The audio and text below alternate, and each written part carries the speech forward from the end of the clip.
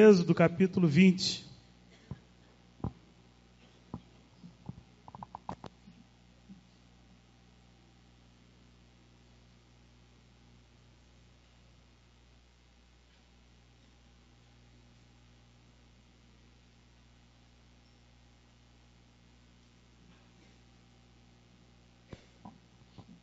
O que a gente encontra no livro de Êxodo capítulo 20? Os 10 mandamentos, né? Vamos ler aí para lembrar. O decálogo, os 10 mandamentos, seria como um resumo de toda a lei de Deus, né, para o seu povo. E Deus falou estas palavras: Eu sou o Senhor, o teu Deus, que te tirou do Egito, da terra da escravidão. Não terás outros deuses além de mim. Não farás para ti nenhum ídolo, nenhuma imagem de qualquer coisa no céu, na terra ou nas águas debaixo da terra.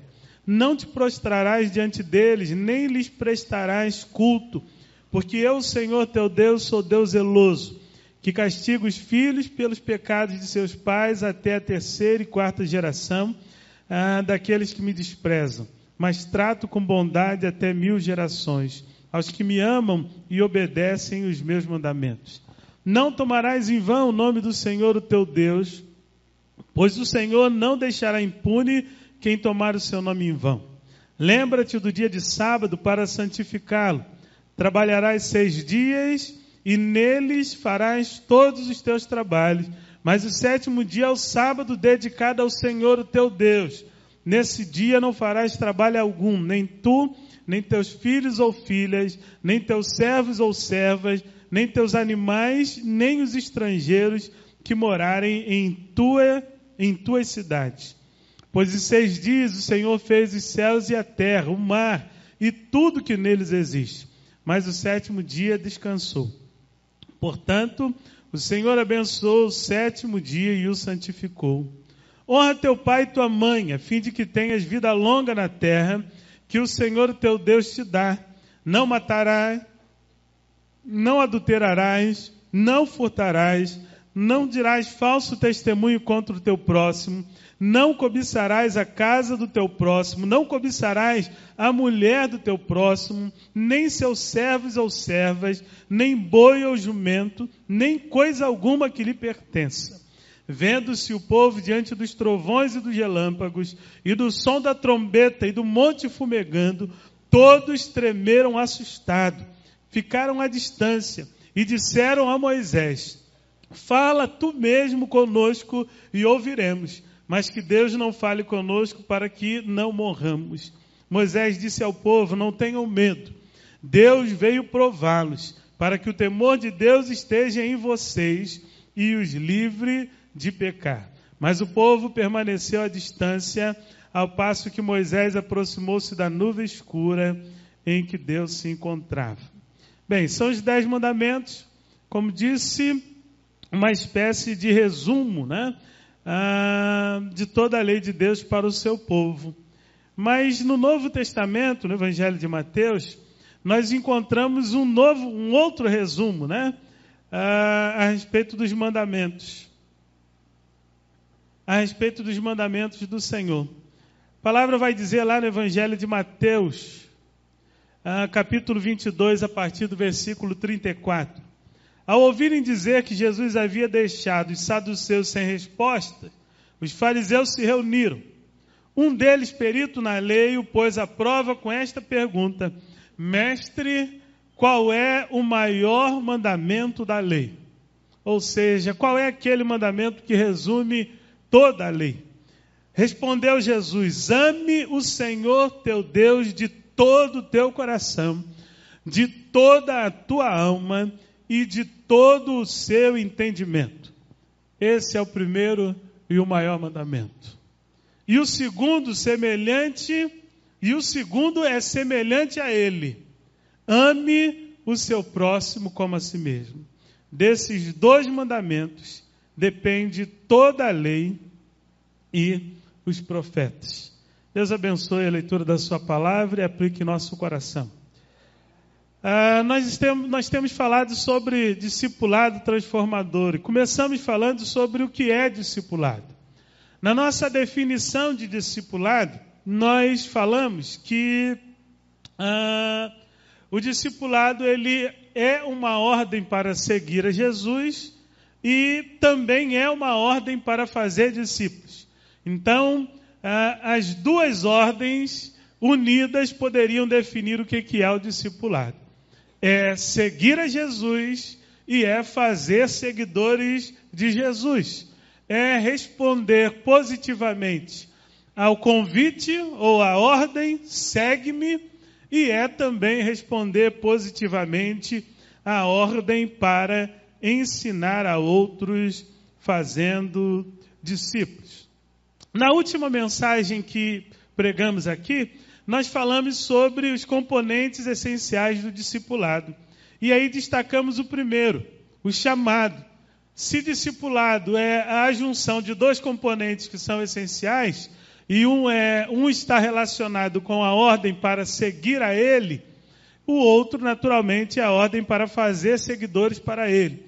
E aí, então, nós começamos a trabalhar a natureza do chamado, deixando aqui a mensagem de que o chamado para seguir a Jesus é um chamado para o relacionamento com ele. O chamado para seguir Jesus é o chamado para um relacionamento com ele. Então, não existe discipulado sem a gente entender e se aprofundar na natureza do chamado.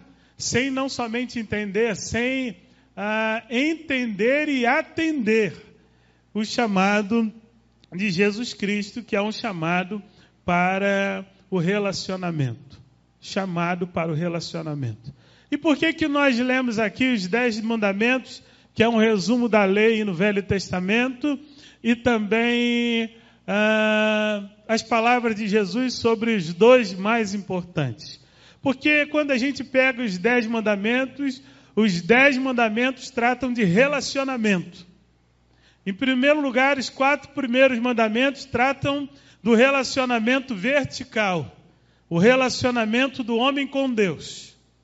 E os outros 6 mandamentos vão tratar do relacionamento horizontal. Perceberam que faz uma cruz? Né? Vertical, o relacionamento do homem com Deus. E horizontal, o relacionamento do homem para com o seu próximo. Então a gente percebe nos 10 mandamentos a importância que Deus dá para esse tema, relacionamento. Relacionamento é a questão mais importante que a Bíblia trata. Seja olhando para o Decálogo, seja olhando para as palavras de Jesus, que resumiu mais ainda a lei de Deus, quando disse: amarás o Senhor teu Deus de todo o teu coração, de toda a tua alma e de todo o teu entendimento. Ele está dizendo qual é a questão mais importante da vida. E quando a gente consegue perceber o que é o mais importante, eu ainda não comecei a usar a projeção não, tá? Quando eu for começar a usar o aviso. O que eu estava falando? Quando a gente identifica o que é o mais importante, a gente está entendendo qual que é a chave do negócio. Porque tudo mais decorre do mais importante. Quando a gente trata da questão mais importante, todo o mais ligado à questão mais importante recebe o benefício do ajuste em relação àquilo que é mais importante. Então, a questão mais importante da vida de qualquer ser humano é o relacionamento dele com Deus. Agora, percebam, e aí não é uma palavra de acusação, é uma palavra de confissão. E aí você pode estar na mesma realidade que eu ou não. Na prática, a gente consegue fazer da coisa mais importante a coisa mais importante? É impressionante. A gente trabalha como se isso fosse a coisa mais importante. A gente acompanha os programas de televisão preferidos como se eles fossem os mais importantes. Às vezes até tem um tempo para o lazer, como se isso fosse a questão mais importante da vida. Mas passam dias, passam horas, e a gente não está procurando um modus operandi, uma maneira de fazer, um caminho, para de fato construir esse amor a Deus na intensidade que é pedido. Porque o amor a Deus que nos é exigido não é eu amo ele igual eu amo qualquer um amigo que tem um lugarzinho na minha vida. Às vezes você gosta muito de fulano de tal, ele tem um lugar na sua vida. Mas ele viajou, você fica 1 ano, 2 anos, 10 anos sem falar com ele. Não, o que se pede de nós é que tenhamos um amor a Deus. E aí pode apresentar o primeiro slide, já está aí. Que tenhamos um amor a Deus na intensidade máxima. Ame a Deus de todo o seu coração, de toda a sua alma e de todo o seu entendimento. Olha só, quando a gente para refletir nesse versículo, cria-se um fator complicador, não é? Porque não é amar de qualquer jeito, não é amar do jeito que dá, mas é amar com intensidade. E aí quando eu me lembro lá de 1 Coríntios 13, quando nós temos a definição bíblica de amor, ali a gente vê o amor sendo expresso em ações, né? O amor não suspeita mal, o amor não se porta inconvenientemente, e assim vai se descrevendo o amor em ações. Então, amor não é um sentimento, porque senão não seria possível amar o inimigo. E ele manda, ame o inimigo. Se fosse sentimento, Deus, o Senhor está mandando fazer um negócio impossível. Como eu construo um sentimento de amor para alguém que é tão mal, hostil, me persegue, me maltrata? É, humanamente falando, impossível. Mas amor não é sentimento, né? Tem uma música de um poeta, e ele vai dizer que quando a gente ama, a gente cuida, lembra? Você fala que me ama, mas é da boca para fora. E isso corresponde à nossa crença, né? No lado romântico da vida. Quantas vezes nós já ouvimos essa frase no filme e quantas vezes já não ouvimos no relacionamento mesmo nosso. Você diz que me ama, mas você fala da boca para fora. Você não me telefona, você não me dá um cartãozinho de presente, você não me leva para sair. É ou não é assim, irmão Sebastião? Você me ama, fala que me ama, mas você não me dá mais presente, você não é mais carinhoso como você era. Então o amor, ele se expressa em ação. O amor se expressa em ação. E aí a gente fica então com esse fator complicador de expressar em ação. Primeiro, na verdade, buscar construir esse amor intenso por Deus. E, naturalmente, expressá-lo em ação, né? Porque senão, de outra forma, o amor ele passa a ser questionado, né? E quando a gente se apaixona por alguém, aí faz uma viagem aí no túnel do tempo, né? Como é que é quando a gente está apaixonado por alguém? Como é que é? A gente liga de manhã cedo, oi, a voz ainda está rouca, né? Oi, tudo bem? O que você quer? Não, só liguei para dizer bom dia. Tá bom. Você tem um bom dia, que seu dia seja abençoado, tá de olho, né? Aí depois liga de novo na hora do almoço, se não ligar antes, né? Oi, tudo bem? O que você quer? Não, já almoçou? Só liguei para saber se já almoçou. É ou não é assim, né? De tarde liga de novo, oi, você vem aqui em casa, hoje eu não posso, tem faculdade, dá um jeitinho, mata a última aula, vem aqui para me ver. Mas eu saio da faculdade 11 e tanto, então passa aqui 5 minutos. Você tem que dar uma volta de 36 quilômetros, né? Mas ela ou ele quer que você dê uma passadinha lá, só para dar um cheiro, só para dar um oi, né? O amor, ele cria essa necessidade, né?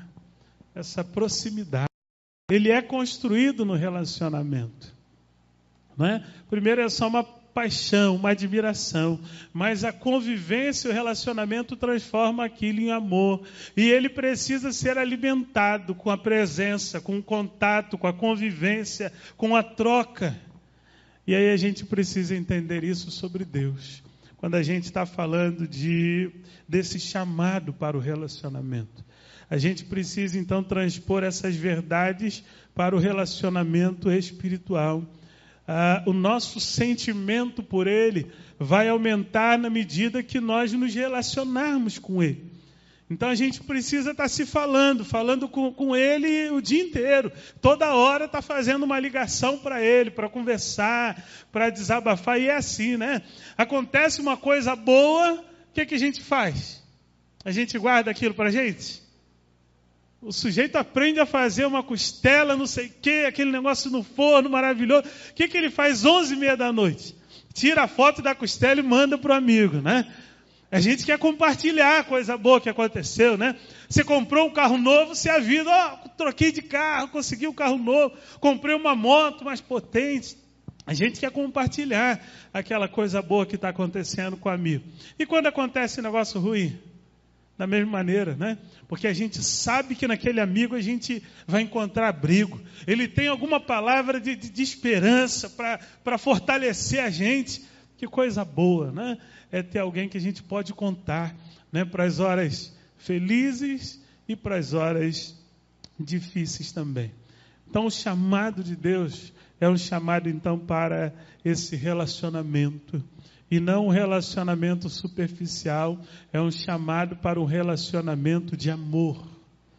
E amor é um dos sentimentos mais intensos que existe. E ele vai exigir que seja um relacionamento de amor na intensidade máxima. O que significa amar na intensidade máxima? Quando a gente ama alguém na intensidade máxima, a gente consegue manter as reservas. A gente consegue continuar escondendo os segredos. Não, é cumplicidade total. A gente rasga o coração para o outro, porque a gente ama na intensidade máxima. E amar na intensidade máxima pressupõe confiança, pressupõe cumplicidade e tantas outras coisas tão boas, tão importantes para a vida cristã. Então, o chamado para o relacionamento vai exigir de nós fazer de Deus a prioridade máxima, né? Depois a gente precisa falar de maneira mais específica, né? O que seria na prática fazer de Deus a prioridade máxima no nosso dia a dia. Mas algumas coisas a gente já falou aí nas entrelinhas, né? Que é dedicar tempo a Ele, é buscar a presença dEle para estar mais tempo com Ele, para estar trocando, né? E é interessante que, de fato, é uma troca, né? Trocando a vida. Porque a gente fala da gente para Ele, e Ele fala dele para a gente.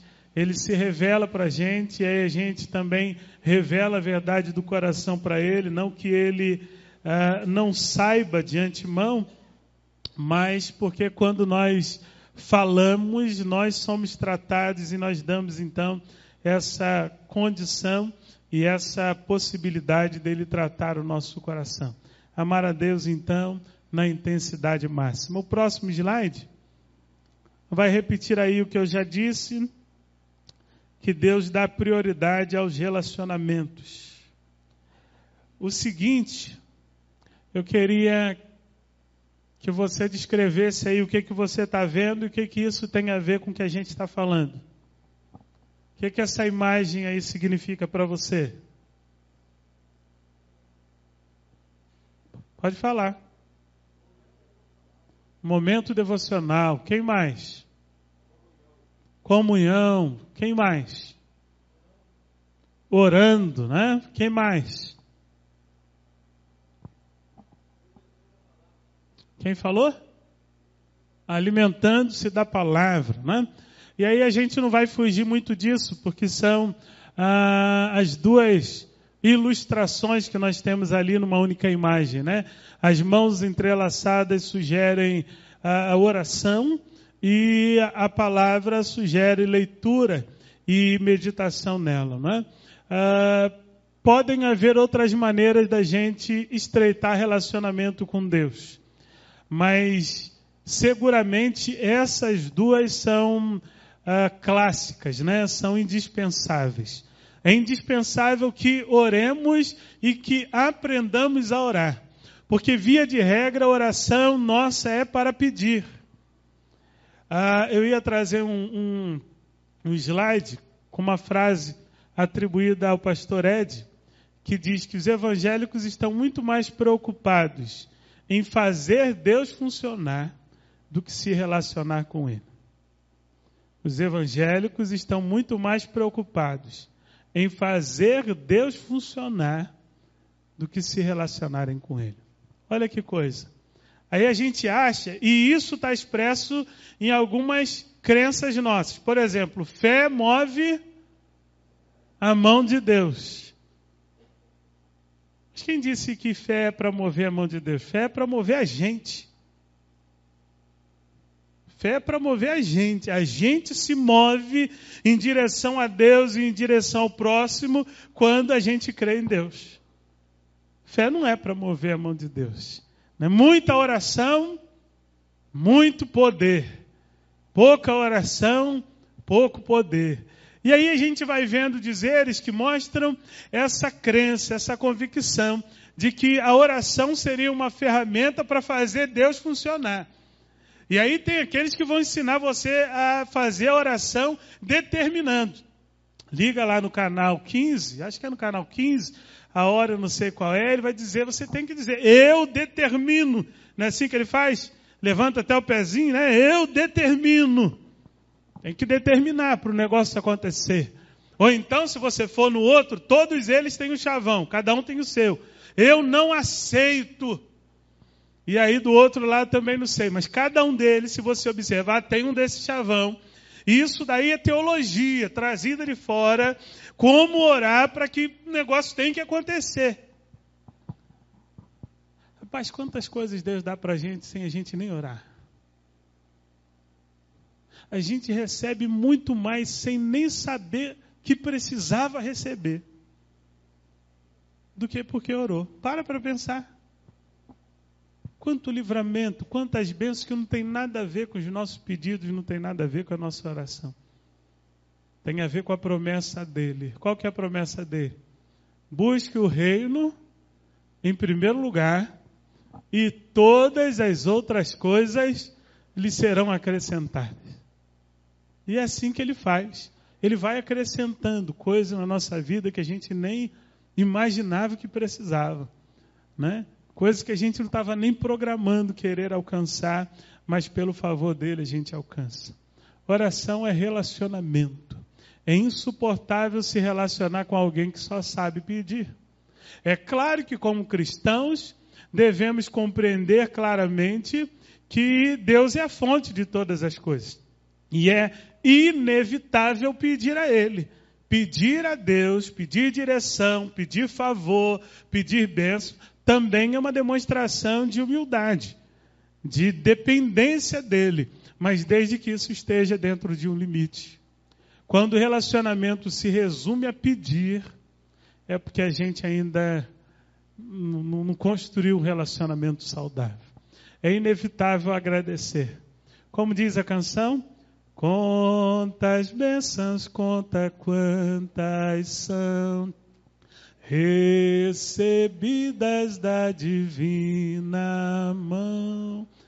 Uma, dize-as de uma vez, hás de ver surpreso quanto Deus já fez. Quanto tempo a gente gasta agradecendo, dizendo, Deus, muito obrigado. Às vezes, essa mania de só olhar o lado ruim, o que não tem, faz a vida se tornar ainda mais pesada. Porque a gente só pensa no que não tem. A gente só pensa no que precisa. E aí parece que a vida é um samba de uma nota só. Problema, dificuldade, lutas e necessidades. Parece que a vida se resume a isso.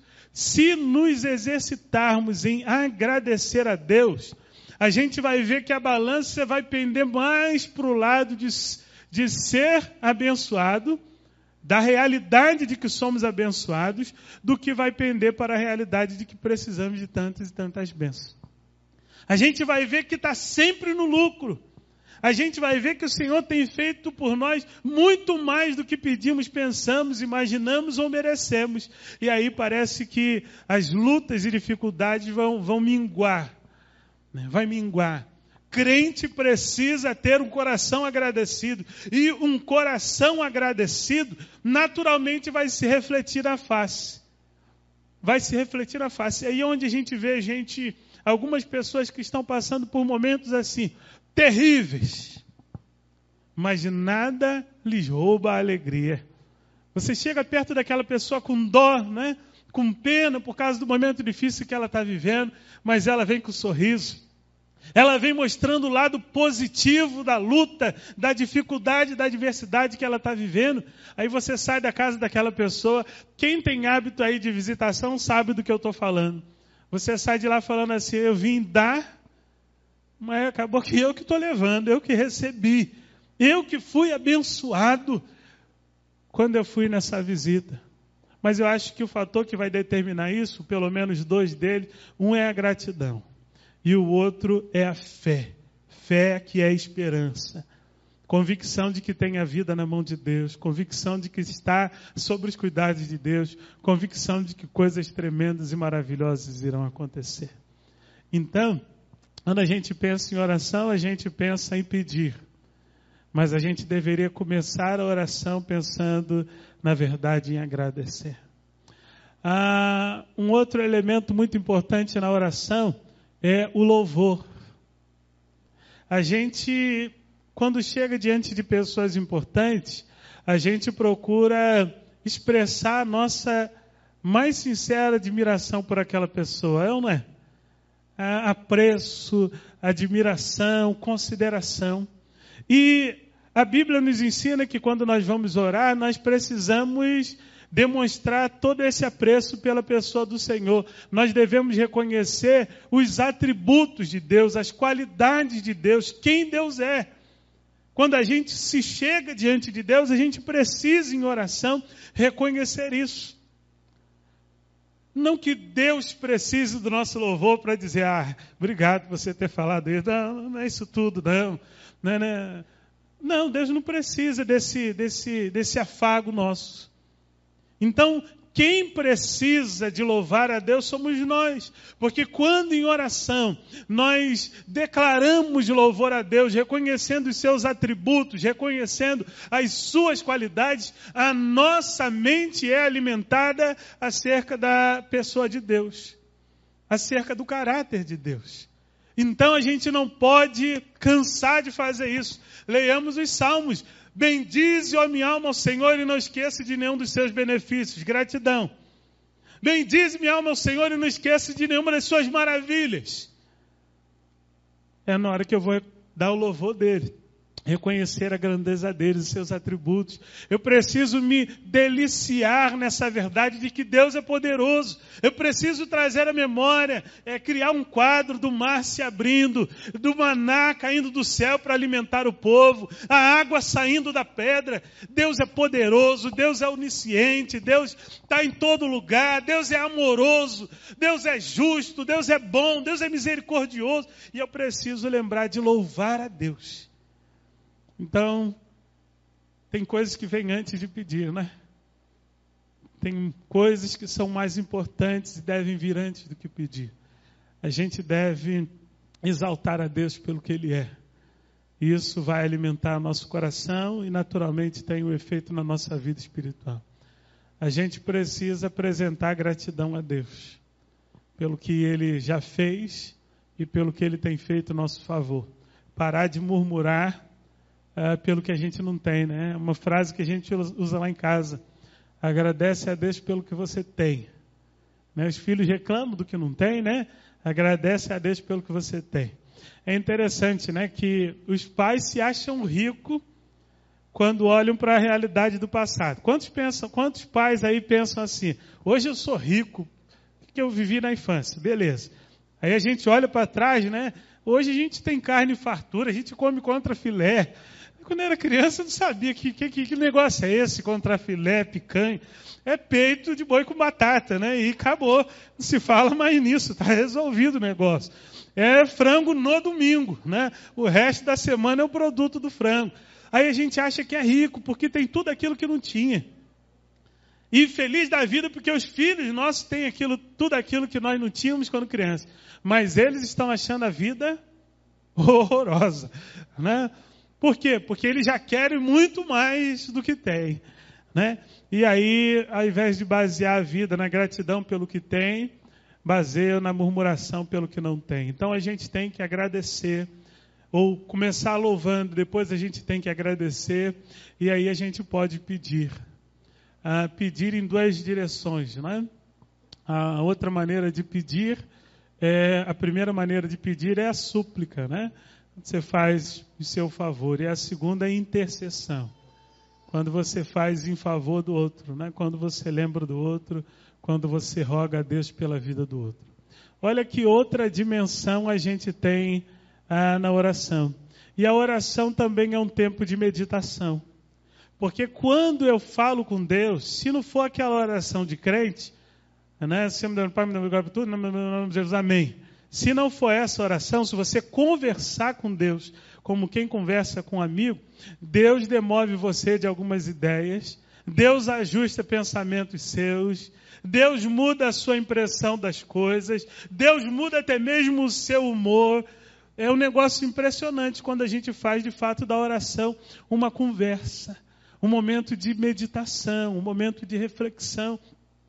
Quando a gente não chega para impor, é isso que eu quero, assina aqui, por favor. Não, quando a gente conversa. Poxa Deus, eu estou tão aborrecido com fulano de tal.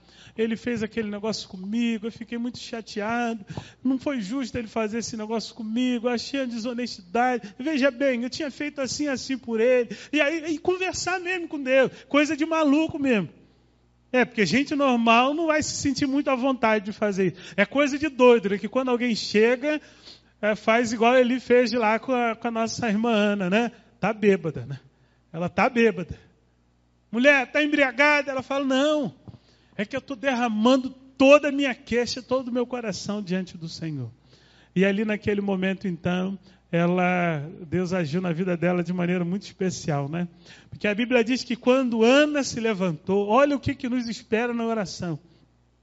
Quando Ana se levantou, quando ela se ajoelhou, ela disse, eu sou uma mulher amargurada de espírito. Ela já estava dias sem comer, sem beber, murmurando, perturbando o seu marido porque não tinha filho. Ela estava cheia de ódio no coração em relação à sua rival. Mas a Bíblia diz que quando Ana se levantou, o seu semblante já não era mais o mesmo. O que tinha mudado? Ela já sabia que Deus tinha curado ela da esterilidade? Ela já tinha um filho nos braços? A rival morreu, né? A rival morreu, ela falou, infeliz, vai. Foi isso que aconteceu? Não, estava tudo igual. Tudo não. Aqui dentro, tinha acontecido uma mudança extraordinária. Quando ela se levantou, ela passou a ver a vida de outro jeito. Ela foi comer, foi beber, foi viver a vida. O seu semblante já não era mais o mesmo. Salmo 73, Asaf, ele vai dizer do momento da vida dele, em que ele olhou para o lado errado. Ele ficou admirando os ímpios. E aí ele começou a ter um monte de impressões equivocadas dos ímpios. E a impressão equivocada da vida dos ímpios criou uma impressão equivocada da sua própria vida. Em vão eu tenho me conservado puro. Não é isso que ele fala lá no Salmo 73? Em vão eu tenho me conservado puro. A vida deles que é vida boa. Lá não tem problema, não tem dificuldade. Tudo na vida dele dá certo. E aí a amargura de Asaf.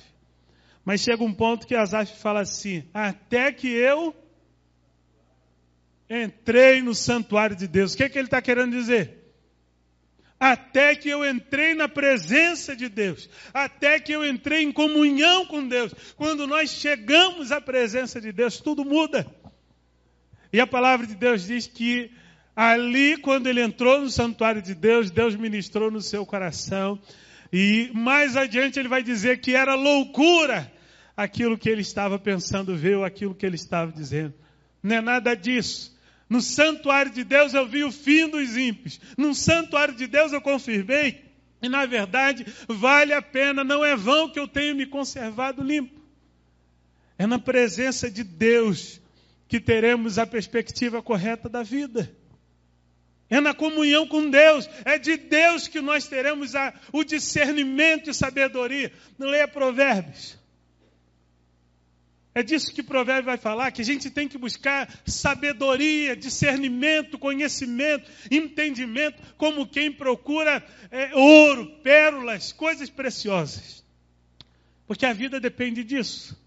E o princípio do saber, o princípio da sabedoria é exatamente o temor do Senhor. Ou seja, é no Senhor que teremos sabedoria e discernimento para poder estabelecer as prioridades da vida, para fazer as escolhas certas, para fugir das armadilhas que o inimigo coloca no nosso caminho. É no Senhor. Quando a gente chega no Senhor e a gente olha para trás, a gente fala, ai, quanto tempo perdido. Ai, quanta besteira que eu fiz. Olha, se eu não tivesse feito aquela besteira, como é que a vida estava melhor?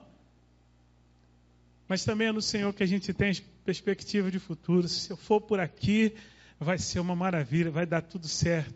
Ele vai me ajudar, eu vou ter vitórias maravilhosas.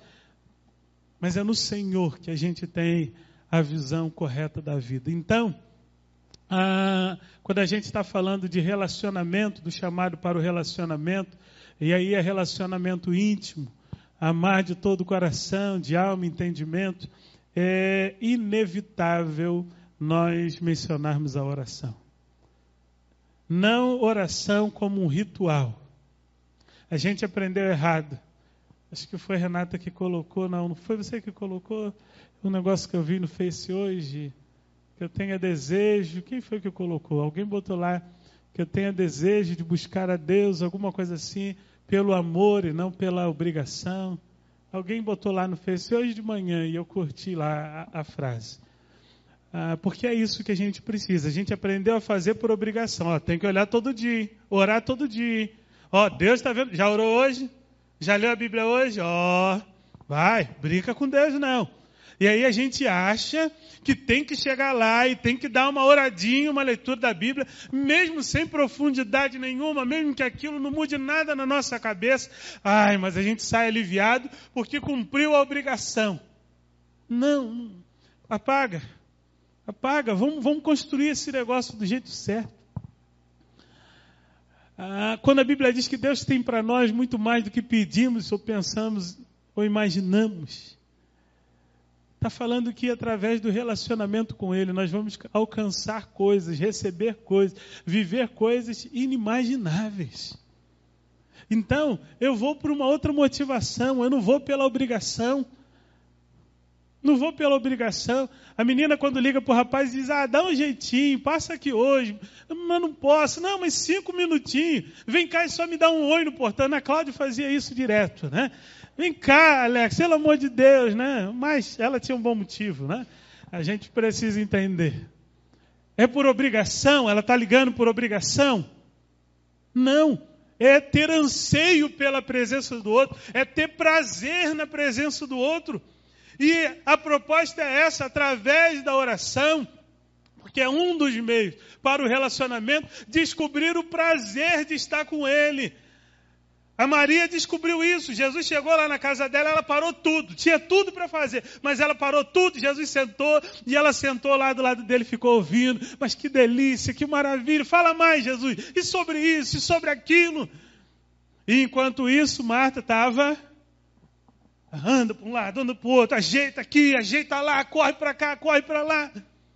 E aí ela ainda fica furiosa com Jesus. Mas peraí, o senhor não se incomoda de eu estar fazendo tudo sozinha? Como quem diz, não dá para o senhor falar para ela me ajudar?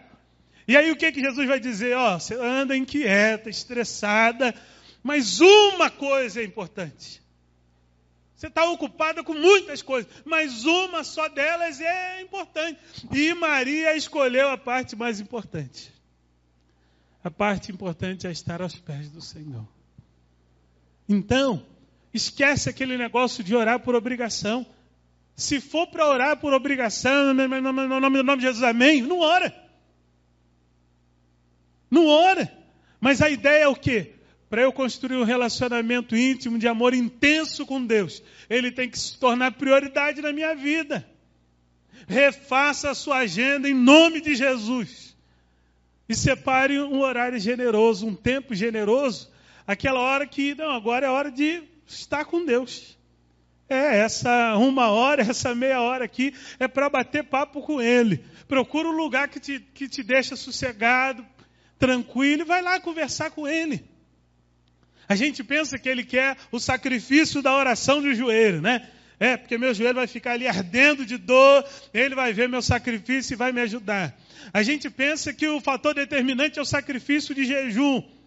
Ficar sem comer. Mas eu vou trabalhar, vou limpar a casa, até para me distrair, né? Porque senão eu não consigo ficar sem comer. Não, isso não é jejum para mim. Eu entendo jejum como consagração total e exclusiva a Deus. Eu separo aquele tempo e eu não faço outra coisa senão ficar com Deus. Senão falar com Deus. Seja pela oração ou por intermédio da Bíblia. Então, a oração é indispensável. Eu sei que a maioria de nós aqui não tem um tempo de oração, embora tenha sido proposto, né, o TS, o tempo sagrado. Eu sei que a maioria de nós não consegue dar 15 minutos para Deus. É confissão, não estou?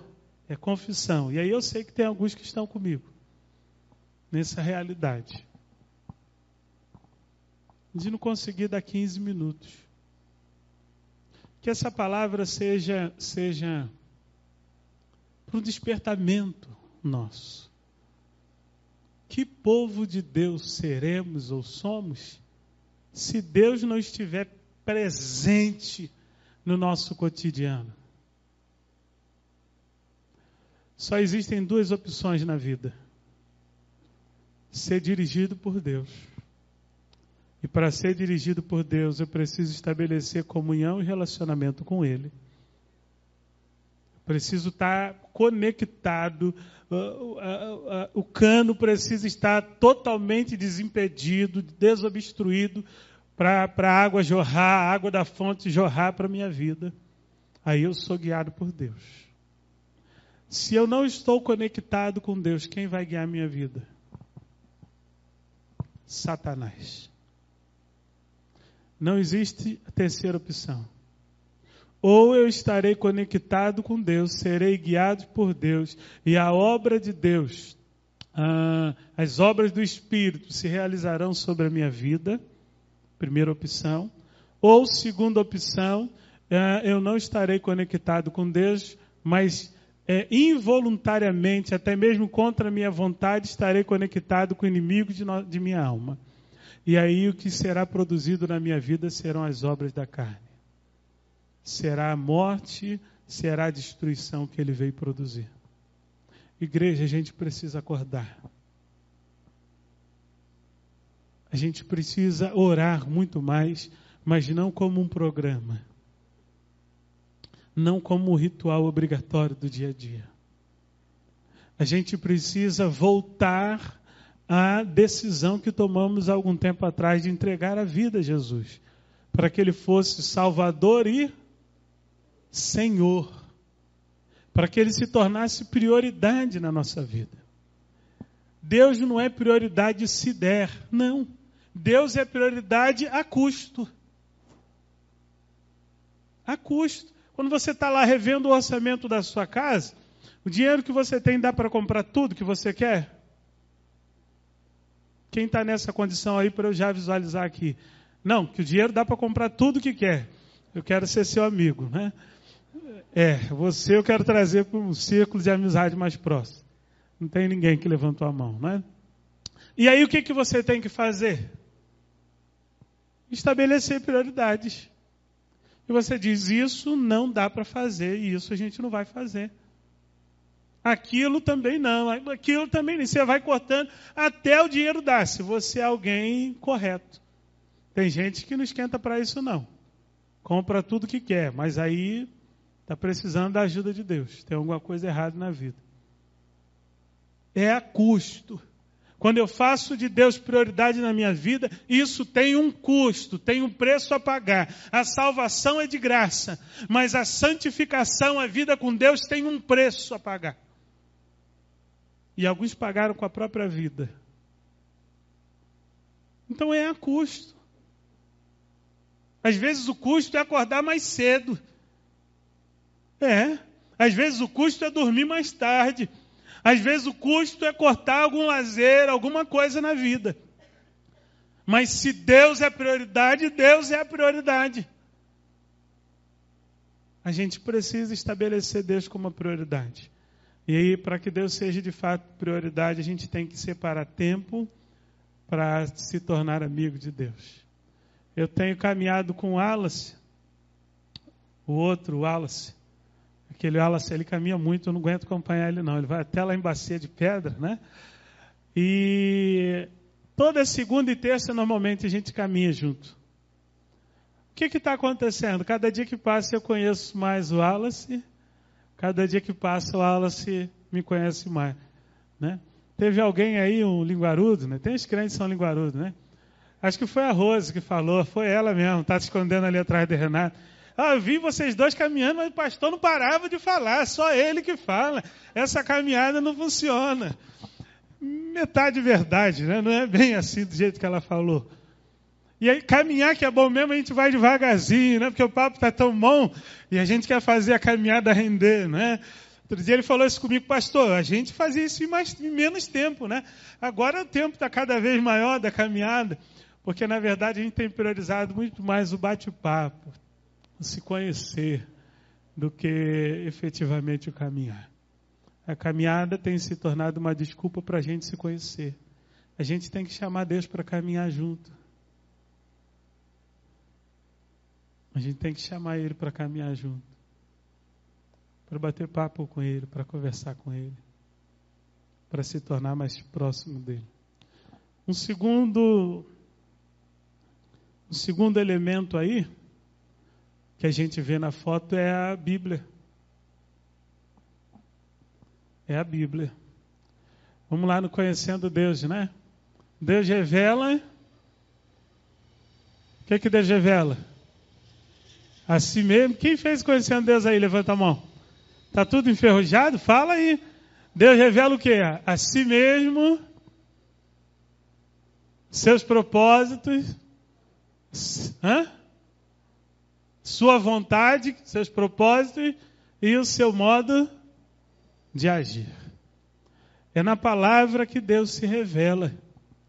Tendo Deus outrora falado, muitas vezes, de muitas maneiras, a nós hoje nos fala através do seu Filho, a quem constituiu herdeiro de todas as coisas.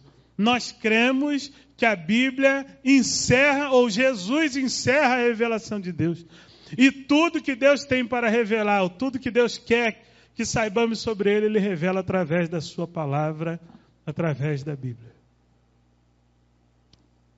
A Bíblia não é para a gente ler. O objetivo da Bíblia não é simplesmente conhecimento histórico. Decorar a Bíblia, conhecer intelectualmente a Bíblia. Tem um cara que é fera na Bíblia, mas desobedece ela 100%. Quem é? O diabo. Rapaz, daria um professor de escola bíblica dominical muito bom. Só não ia conseguir na hora da aplicação prática, né, do ensino. Agora vamos fazer desse jeito. Não, ele falou, não, agora vamos fazer o contrário de tudo isso. Mas ele sabe de trás para frente. Quando ele encontrou com Jesus, o que ele usou para tentar Jesus? A palavra. Falou, se tem um jeito de derrubar esse homem é na palavra. É enganá-lo aqui. Como é que enganou o homem no jardim? O que usou? A própria palavra de Deus. E como é que ele tem enganado nos dias de hoje? Tem igrejas, irmãos, que estão abarrotadas, não tem lugar para mais ninguém. Não é difícil fazer esse negócio, não. É só dar uma, de leve. Não precisa ser um negócio, dá uma torcida ali, começa a dar umas vassouras ungidas, uns óleos ungidos, um lenço ungido, né? Começa a inventar aí umas loucuras. Sabe por quê? Porque o povo não tem apreço, não tem compromisso com a palavra. Aí deixa eu falar da EBD. A EBD é sagrada? Sim ou não? Tem mais de 150 anos a EBD. é sagrada, sim ou não? Quem acha que sim, levanta a mão. Quem acha que não é, levanta a mão. E 90% que está em cima do muro, levanta a mão, por favor. Não acho nem que sim, nem que não. Muito pelo contrário. Qual é a sua opinião? Né? A EBD não é sagrada. O que é sagrado? A palavra é sagrada. Eu preciso ter um meio de conhecer a palavra. Então, se você decide que quando acaba o culto você vai embora, vai em paz. Vai em paz, Deus abençoe você em nome de Jesus. Quem vai embora e não fica na EBD não está em pecado. Amém? Não está em pecado. A EBD é algo que a igreja oferece para ajudá-lo a conhecer e viver a palavra. Quando você vai embora, você fala, não, pode deixar que eu vou dar o meu jeito. E isso não tem problema nenhum. Dá o seu jeito. Agora o problema é você não conseguir dar o seu jeito.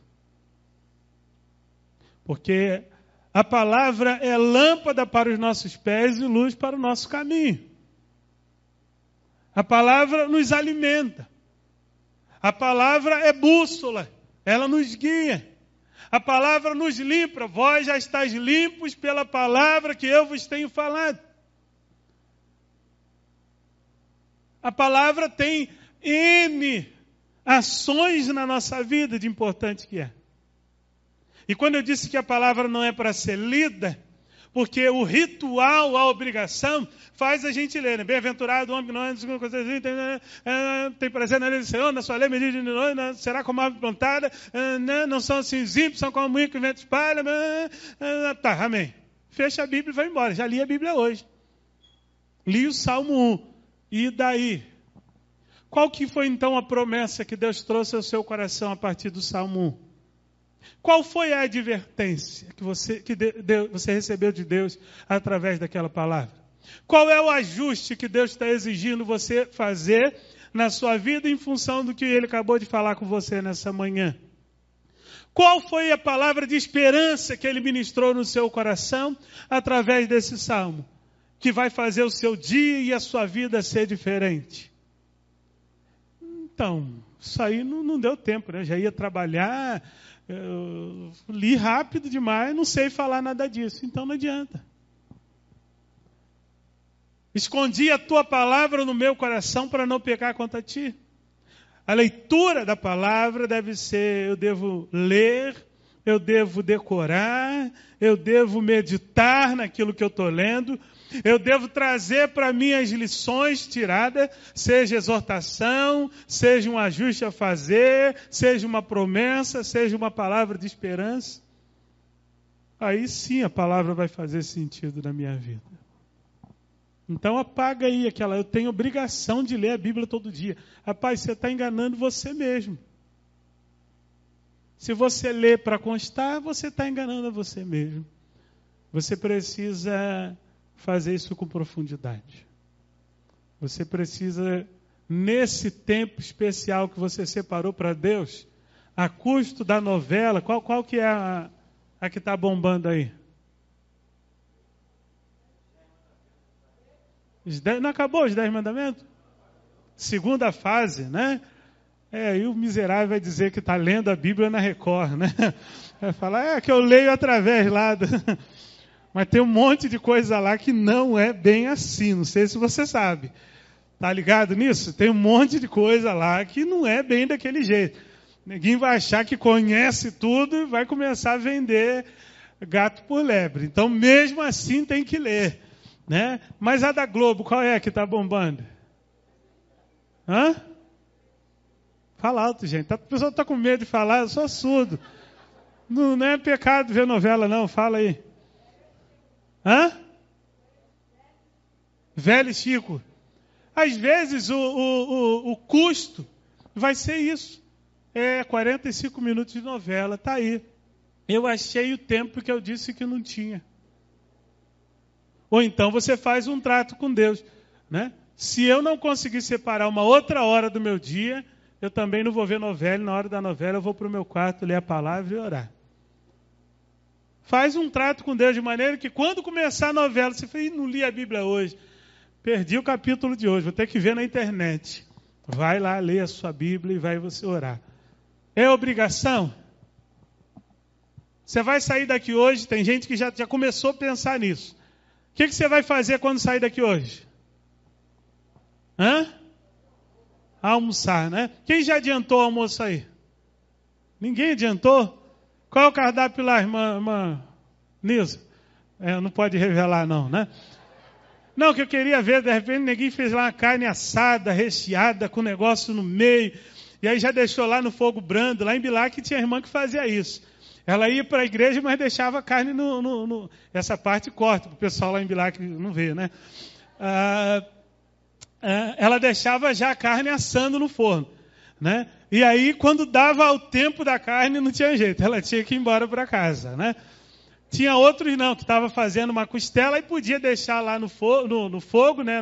Na churrasqueira, que não tinha problema. O culto podia acabar a qualquer hora, que a costela só ficava mais macia. Por que eu estou falando isso? O que isso tem a ver com a mensagem, né?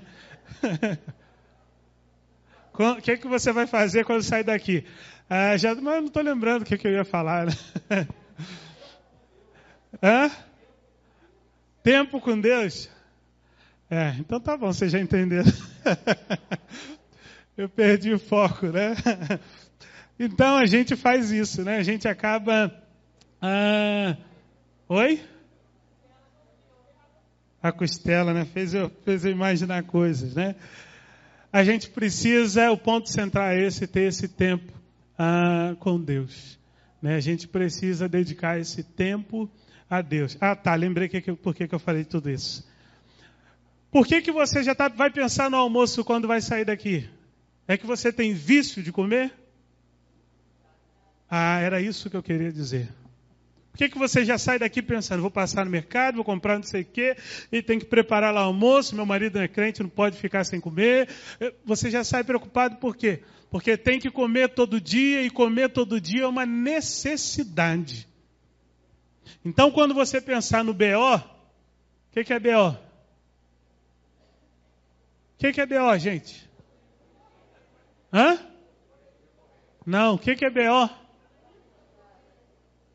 Bíblia e oração. Lá, botou lá a cola para vocês, né? Quando você pensar no BO, não pense em obrigação. Pense em necessidade. Pense em necessidade. Você precisa comer. Eu sou diabético, eu tenho que comer de 3 em 3 horas. Talvez todos nós deveríamos comer assim. E aí a gente tem que pensar isso. Eu vou lá por necessidade. Aí você vai dizer assim, mas eu não estou sentindo vontade. Toda vez você está com vontade de ler a Bíblia e orar? Não. Todo domingo de manhã você acorda e fala, hoje é domingo, vou para a igreja, que benção. Fala sério. Deus está vendo o seu coração todo domingo? O outro lá só vem mesmo no dia lá. Mãe dele foi acordar, ele não queria vir e pediu um motivo para a mãe dele para ir. Me dá um motivo para ir na igreja hoje. A mãe dele falou, filho, você é o pastor da igreja. Você tem que ir, não tem jeito. Então tá bom. Então o outro precisou de um motivo para vir. Tem dia que a gente não quer vir, mas por que a gente vem? Qual que é o seu sentimento agora que já está acabando? Valeu a pena ter vindo hoje, que bom. Ouvi a palavra, encontrei meu irmão lá fulano de tal. Toda vez é igual, na hora de vir a gente vem como, né? Cheio de sono, na hora de ir embora a gente vai. Por quê? Porque é bom. Então a gente vem porque é bom, porque a gente precisa. Então, esquece a obrigação de ler a Bíblia e orar. E substitui por necessidade. Mostra o último slide. Esse daí é o que a gente vai falar no domingo que vem. Naturalmente não vai dar para falar sobre tudo, mas no domingo que vem a gente vai falar aí nos níveis do nosso relacionamento com Deus. Pode tirar. A gente está terminando por hoje a palavra, dando um passo a mais no que diz respeito ao chamado como sendo um chamado, o chamado do discipulado como sendo um chamado para o relacionamento com Deus. Discipulado, que é o foco da nossa igreja, discipulado transformador, ele jamais poderá ser verdade sem esse conserto no que diz respeito ao segue-me de Jesus. Sem um conserto no que diz respeito a esse relacionamento íntimo, intenso, constante com Deus. Não existe discipulado transformador sem isso. É só mais um programa, é só mais uma atividade. Se não formos levados aos pés do Senhor. Essa é a primeira grande transformação que ansiamos. Uma transformação que nos leve aos pés do Senhor. Queremos ser Marias. Amém, igreja? Que ódio que dá, né? É pecado? Que amém horrível é esse, irmão? Você quer ou não quer ser Maria? Amém? Queremos ser Maria, queremos vida aos pés do Senhor, queremos descobrir o prazer na palavra de Deus, no que Ele fala, no que Ele tem ministrar ao nosso coração. E esse é o objetivo da palavra na manhã de hoje. E a minha oração é que o Espírito Santo comece a nos incomodar de maneira aguda. Sabe quando cai um cisco no olho? Que hoje, em nome de Jesus, esteja caindo um cisco no olho de cada um de nós, daqueles difíceis, que deixa a nossa vista vermelha, que incomoda, não tem como você esquecer dele, não dá para ignorar que ele está ali. Que esse seja o nosso cisco no olho, que esse seja o nosso espinho na carne,